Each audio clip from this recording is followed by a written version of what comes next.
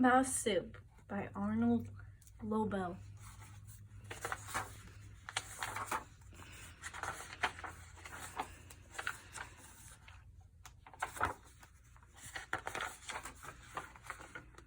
A mouse sat under a tree. He was reading a book. A weasel jumped out and caught the mouse. The weasel took the mouse home. "Ah," said the weasel, "I am going to make mouse soup." "Oh," said the mouse, "I'm going to be mouse soup?" The weasel put the mouse in a cooking pot. "Wait," said the mouse, "this soup will not taste good. It has no stories in it. Mouse soup must be mixed with stories to make it really good." "But I have no stories," said the weasel. "I do," said the mouse. "I can tell them now." "All right," said the weasel, "but hurry, I am very hungry." "Here are 4 stories to put in the soup," said the mouse. Bees and the Mud.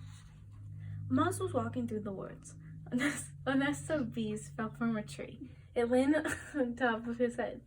"Bees," said the mouse, "you will have to fly away. I do not want a nest of bees sitting on the top of my head."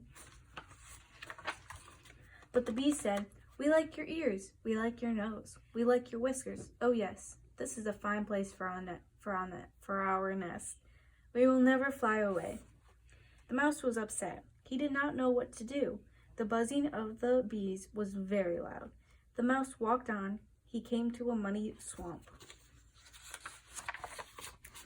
"Bees," said the mouse, "I have a nest like yours. It is my home. If you want to stay on my head, you have to come home with me." "Oh yes," said the bees, "we like your ears, we like your nose, we like your whiskers. We will be glad to come home with you." "Very well," said the mouse. He stepped into the mud up to his knees. "Here is my front door," said the mouse. "Oh yes," said the bees. The mouse stepped into the mud up to his waist. "Here is my living room," said the mouse. "Oh yes," said the bees. The mouse stepped into the mud up to his chin. "Here is my bedroom," said the mouse. "Oh yes," said the bees. "And now I will go to sleep," said the mouse. He ducked his head under the mud. "Oh no," said the bees. "We like your front door, we like your living room, we like your bedroom, but no, no, no, we do not like your bed." The bees jumped up into the air and flew away. The mouse went home to take a bath. Two large stones. 2 large stones sat on the side of a hill. Grass and flowers grew there. "This side of the hill is nice," said the first stone. "But I wonder, what is on the other side of the hill?" "We do not know. We never will," said the second stone. One day, a bird flew down. "Bird, can you tell us what is on the other side of the hill?" asked the stones. The bird flew up into the sky. He flew high over the hill. He came back and said, "I can see towns and castles. I can see mountains and valleys. It is a wonderful sight." The first stone said, "All of those things are on the other side of the hill." "How sad," said the second stone. "We cannot see them. We will never see them." The 2 stones sat on the side of the hill. They felt sad for 100 years. One day, a mouse walked by. "Mouse, can you tell us what is on the other side of the hill?" asked the stones. The mouse climbed up on the hill. He put his nose over the top and looked down. He came back and said, "I can see earth and stones. I can see grass and flowers. It is a wonderful sight." The first stone said, "The bird told us a lie. That side of the hill looks just the same as the side of the hill."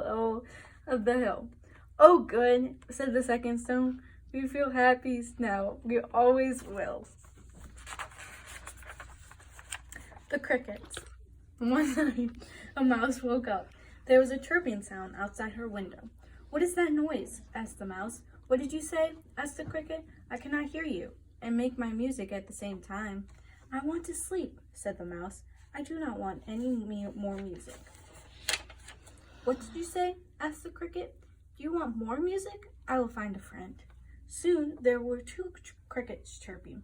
"I want you to stop the music," said the mouse. You are giving me more." "What did you say?" asked the cricket. "You want more music? We will find another friend." Soon there were 3 crickets chirping. "You must stop the music," said the mouse. "I am tired. I cannot take much more." What did you say? Asked the cricket. You want much more music? We will find many friends. Soon there were 10 crickets chirping. Stop! Cried the mouse. Your music is too loud. Loud? Asked the cricket. Yes, we can chirp loud. So the 10 crickets chirped very loud. Please, shouted the mouse, I want to sleep. I wish that you would all go away. Asked the cricket. Why didn't you say so in the first place? We will go away and chirp somewhere else, said the 10 crickets. They went away and chirped somewhere else, and the mouse went back to sleep. The thorn bush.